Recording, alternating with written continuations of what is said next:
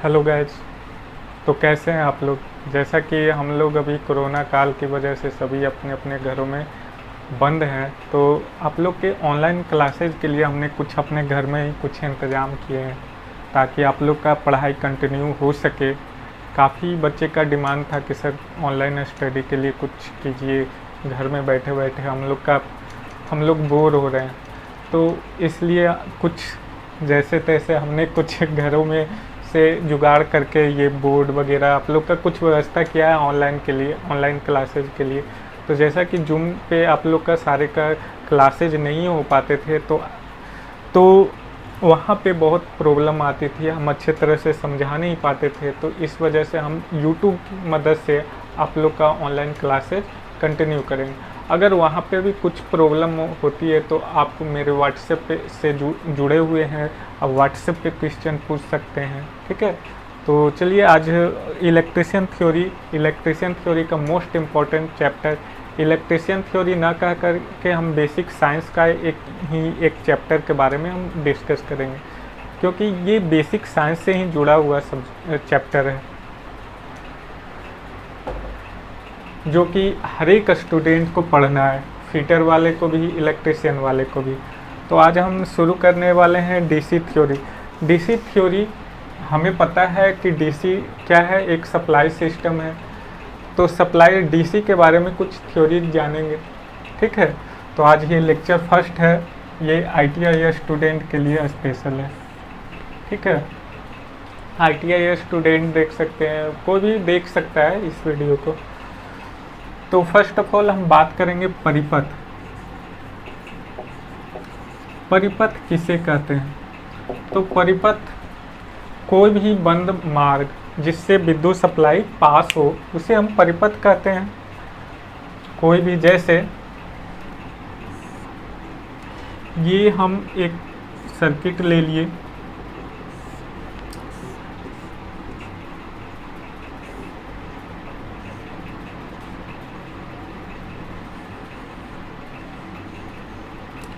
ये हमारा एक अभी ये खुला परिपथ है। खुला परिपथ, इससे विद्युत सप्लाई पास नहीं होगा। अब ये स्विच यहाँ पे जब इस तरीके से बंद हो जाएगा तब ये परिपथ कंप्लीट परिपथ हो जाएगा, इससे विद्युत सप्लाई पास हो सकेगा। तो हम लिख सकते हैं इसका डेफिनेशन परिपथ का, लिख लीजिए।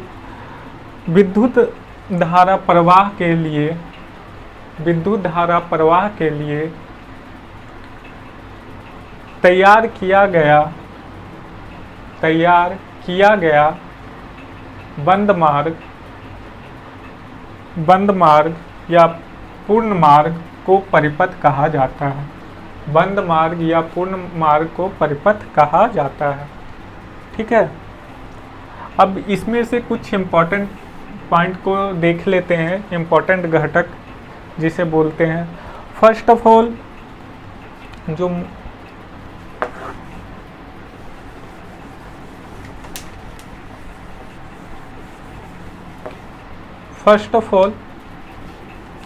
इसमें जो मुख्य घटक होता है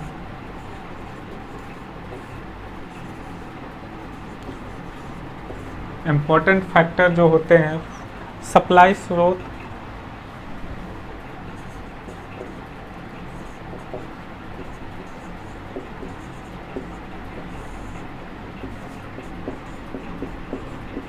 सप्लाई स्रोत। ठीक है, सप्लाई स्रोत कौन कौन से चीज़ हो सकते हैं? इट मीन्स कहने का क्या मतलब है, सप्लाई का क्या क्या स्रोत हो सकता है? बैटरी हो सकता है, जनरेटर हो सकता है। ठीक है, जहाँ से आपको इलेक्ट्रिसिटी मिल रहा है उसे हम बोलेंगे सप्लाई स्रोत। दूसरा है, इसमें लिखना चाहो तो लिख सकते हो, बैटरी, जनरेटर,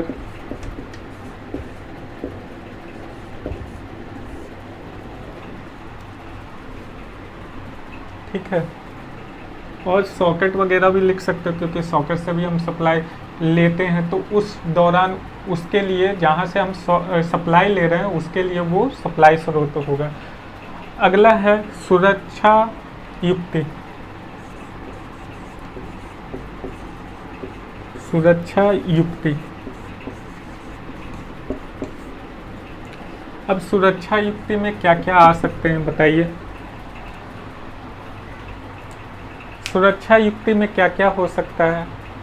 तो सुरक्षा यानी प्रोटेक्शन डिवाइस क्या क्या हो सकता है? तो जनरली फ्यूज होता है जो सबके घरों में होता है। तो वो क्या करता है, हमें ज़्यादा सप्लाई से अगर ज़्यादा करंट फ्लो हो रहा है आपके सर्किट में, तो वो आपको सर्किट को प्रोटेक्शन प्रोवाइड करता है। तो आप यहाँ पे सुरक्षा युक्ति में फ्यूज लिख सकते हो, फ्यूज। और क्या हो सकता है? एमसीबी होता है। एमसीबी में हमने टाइप्स भी बताया है, इसका भी बहुत सारे टाइप्स होते हैं, ए बी सी डी, कहाँ पे क्या क्या होते हैं उसके बारे में हम आगे डिस्कस करेंगे। फ्यूज में भी टाइप होता है, एचआरसी फ्यूज, कार्ट्रेज फ्यूज, ये सभी इसका टाइप होते हैं। अगला है नियंत्रक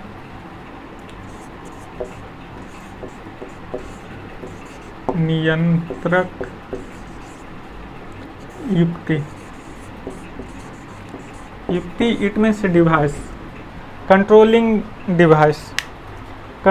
डिवाइस क्या क्या हो सकते हैं? तो स्विच, जिससे आप किसी भी सप्लाई सिस्टम को या सर्किट को कंट्रोल कर रहे हो, उसे हम नियंत्रण युक्ति बोलेंगे। तो यहाँ पे क्या क्या हो सकता है? स्विच हो सकता है,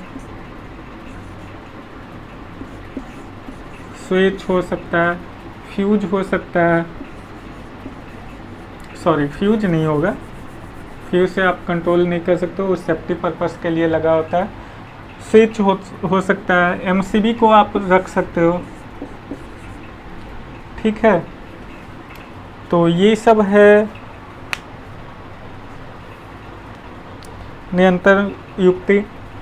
आगे हम बात करेंगे उपभोक्ता युक्ति।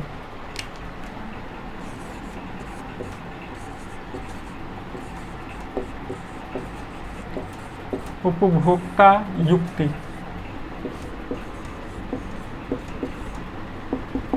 यानी कंज्यूमर्स डिवाइस, जैसे जो इलेक्ट्रिसिटी को कंज्यूम कर रहा है, उसे हम कंज्यूमिंग डिवाइस बोलेंगे। तो कौन कौन से हो सकते हैं? यहाँ पे जो इलेक्ट्रिसिटी को यूज कर रहे हैं, जैसे आपका बल्ब हो गया, फैन हो गया, बल्ब, पंखा, मोटर, जो भी चीज़ें इलेक्ट्रिसिटी को कंज्यूम कर रहा है उसे हम कंज्यूमिंग डिवाइस बोलेंगे, ठीक है।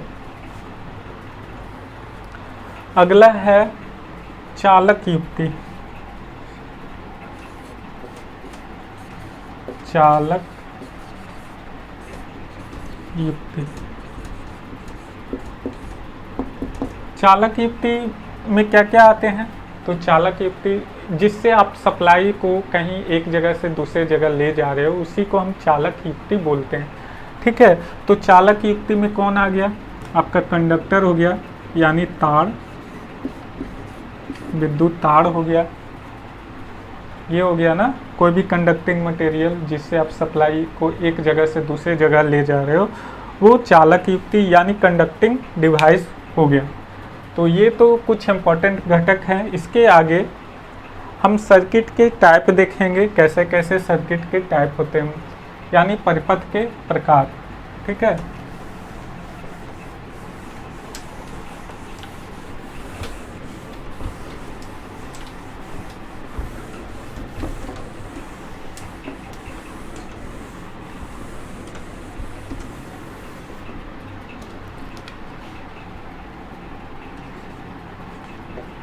परिपथ के प्रकार। तो इसमें पहला है बंद परिपथ,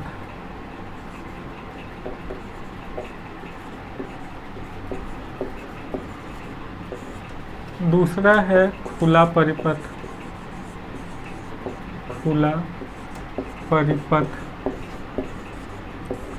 तीसरा तीसरा है आपका शॉर्ट परिपथ।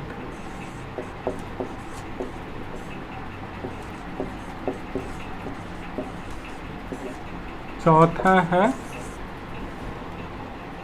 क्या, लीकेज परिपथ।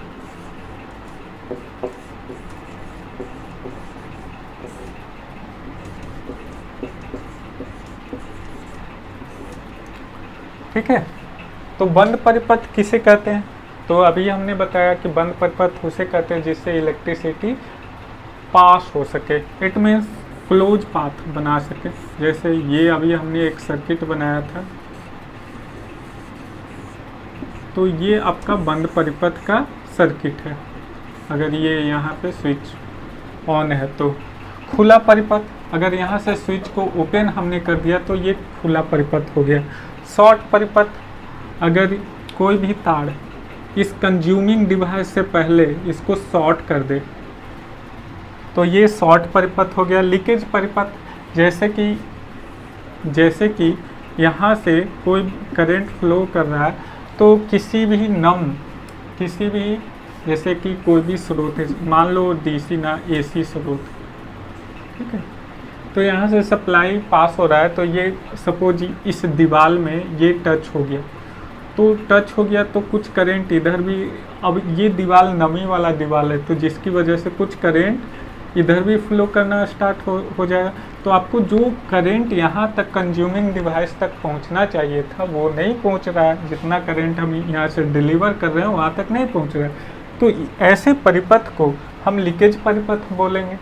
ठीक है, तो इसमें ज़रूरत से ज़्यादा आपको करंट फ्लो करता है। तो यहाँ पे लिख सकते हो, पहला लिखेंगे बंद परिपथ। जिस परिपथ में उपभोक्ता बंद परिपथ में लिखिए, जिस परिपथ में उपभोक्ता युक्ति में विद्युत धारा प्रवाहित हो रही हो, बंद परिपथ कहलाता है। अगर डायग्राम बनाना है तो ये वाला बना सकते हो। ठीक है, दूसरा खुला परिपथ। खुला परिपथ में क्या लिखिएगा, जिस परिपथ में विद्युत धारा प्रवाहित ना हो रही हो, ऐसे लिख सिंपल, जिस परिपथ में विद्युत धारा ना प्रवाहित हो रही हो उसे खुला परिपथ बोलेंगे। और इसका ये फिगर ड्रॉ कर लीजिए। तीसरा शॉर्ट परिपथ। तो शॉर्ट परिपथ में लिखिए, जिस परिपथ में फेज तार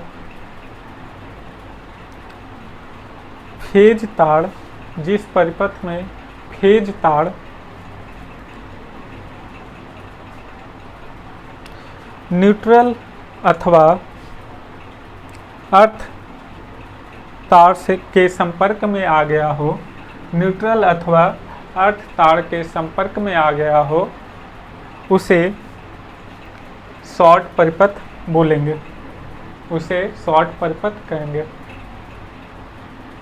या शॉर्ट परिपथ कहलाएगा। लीकेज परिपथ लिखिए, यदि किसी परिपथ में फेज तार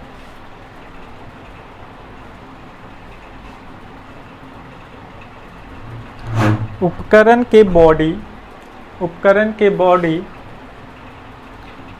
नम दीवार कंड्यूट पाइप के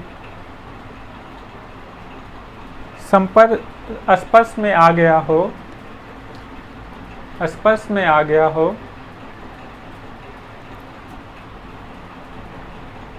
जिससे उपभोक्ता के बॉडी में करंट में विद्युत धारा प्रवाहित होने लगती है, तो उसे लीकेज परिपथ कहते हैं। तो उसे लीकेज परिपथ कहते हैं।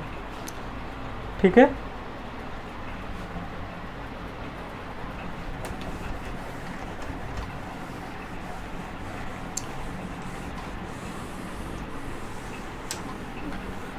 आगे हम देखेंगे ओम्स लॉ। ओम्स लॉ क्या होता है? सिंपल सी भाषा में बोले तो V is directly proportional to I at constant temperature. Most important line, Ohm के नियम।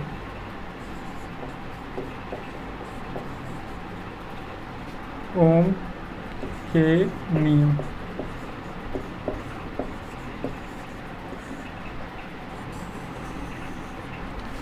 ये क्या होता है? तो ये जो ओम के नियम है किसने दिया? तो जॉर्ज साइमन ओम ने दिया था ओम्स के नियम। उन्होंने देखा, क्या देखा कि किसी भी कंडक्टर में, किसी भी कोई कंडक्टर है तो कंडक्टर में वो किसी पर्टिकुलर टेम्परेचर पे जब करंट को फ्लो करवा रहे थे, करंट फ्लो कर रहा था, तब इधर से जब उन्होंने वोल्टेज को बढ़ाया, इट मीन्स इलेक्ट्रिकल प्रेशर को उन्होंने बढ़ाया, तब उन्होंने क्या देखा कि करंट जैसे जैसे हम वोल्टेज को बढ़ा रहे हैं उसी तरह ये करंट भी क्या हो रहा है? बढ़ रहा है। ठीक है। तो यहाँ पे उन्होंने देखा कि ये नियम कब लागू हो रहा है, कब फुलफिल हो रहा है? जब ये टेम्परेचर आपका कांस्टेंट यानी तापमान, यानी कब हो रहा है? अचर ताप पर, अचर ताप पर। ठीक है। तो अचर ताप पे, तो यहाँ पे उन्होंने एक नियम दिया, V is directly proportional to I। यहाँ पे लिख सकते हैं अचर ताप पर। इसीलिए जो आपके घरों के बाहर जो बड़े बड़े खंभों पे जो सप्लाई जाता है उस पे हम ओम्स लॉ नहीं लगाते, क्योंकि वहाँ पे क्या होता है कि आपके दिन में प्रत्येक समय आपका टेम्परेचर क्या होता है? वैरी करते रहता है, जिस वजह से वहाँ क्या आपका टेम्परेचर चेंज होते रहता है, इसलिए उस पर ओम्स लॉ एप्लीकेबल नहीं होता। ठीक है। तो लिखिएगा, मैं लिख देता हूँ।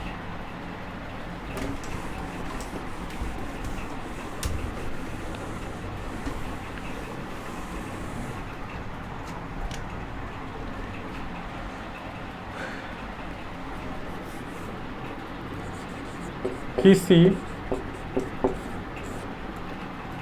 परिपथ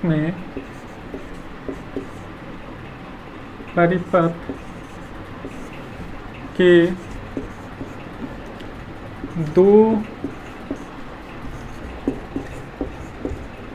बिंदुओं का विभवांतर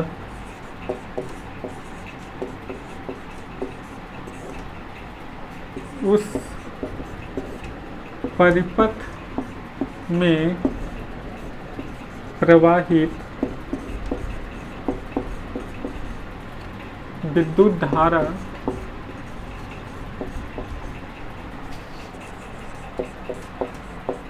के सीधा समानुपाती होता है। समानुपाती होता है जब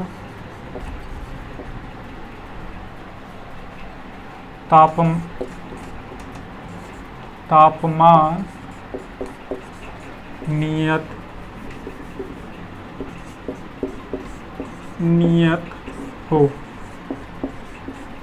हो या अचर हो, सेम है, इट मीन्स कांस्टेंट हो। ठीक है। उसके बाद लिखिएगा यहाँ पे इतना लिख लिया डेफिनीशन, तो V is directly proportional to I, इतना लिख लीजिए। उसके बाद मैं बताता हूँ, इसका स्क्रीनशॉट ले लीजिए।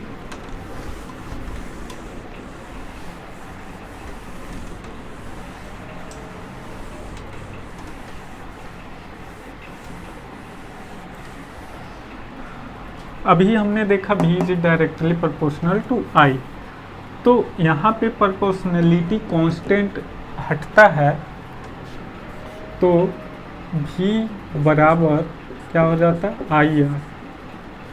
ठीक है, ये आपका प्रोपोर्शनलिटी कांस्टेंट होता है, समानुपाती नियतांक है। इससे हम क्या कहते हैं, रेजिस्टेंस। ये भी क्या हो गया, विभवांतर हो गया। I क्या हो गया, विद्युत धारा।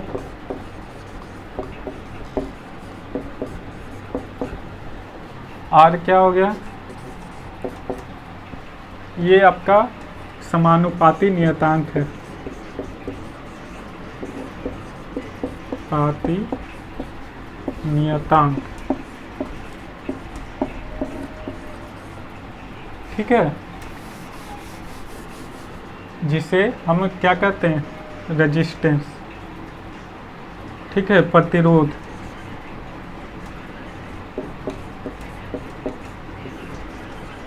तो यहाँ पे कुछ न्यूमेरिकल प्रैक्टिस कर सकते हो।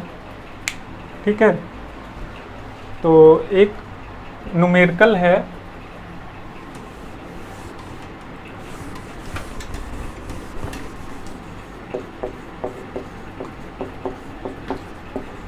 परिपथ में प्रवाहित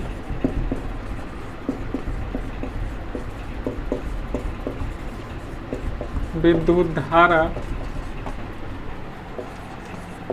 का मान 5 एम्पियर है, तो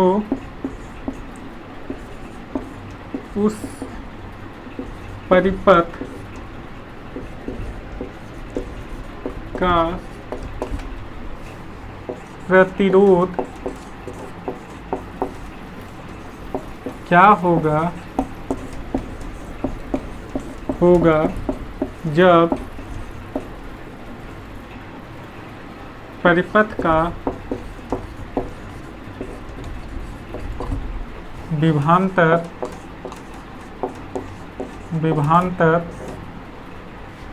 10 वोल्ट है। ठीक है, तो जैसा कि हमने अभी फॉर्मूला पढ़ाया है, यहाँ पे क्या क्या दिया हुआ है, तो विद्युत धारा का मान दिया हुआ है 5 एम्पियर, तो इट मीन्स I का मान दिया हुआ है 5 एम्पियर। ठीक है, और उसके बाद ये क्या, विभवांतर क्या होता है, वोल्टेज। V का मान दिया हुआ है 10 वोल्ट। तो आपसे पूछ क्या रहा है, रेजिस्टेंस का वैल्यू। ठीक है, तो R बराबर क्या हो जाएगा, V/I हो जाएगा। यहाँ से आप 10/5 कर दीजिए। R का वैल्यू 2 आ गया। 2 क्या, 2 ओम, माने R यानी प्रतिरोध का मान आ गया 2 ओम। ठीक है, तो ये ओम का नियम का एक छोटा सा एग्जाम्पल है। तो यहाँ पे आपका ओम्स लॉ ख़त्म होता है। इसके बारे में इसका थोड़ा सा और चर्चा करेंगे, इस पर थोड़ा सा और प्रैक्टिस करेंगे, बहुत सारे न्यूमेरिकल प्रैक्टिस करेंगे। जब आप रेजिस्टेंस का कॉन्सेप्ट सीख जाओगे, उसमें भी सीरीज पैरेलल का कॉन्सेप्ट सीख जाओगे, तब हम ओम्स लॉ को और ब्रीफ डिस्कस करेंगे। ठीक है, तो थैंक यू।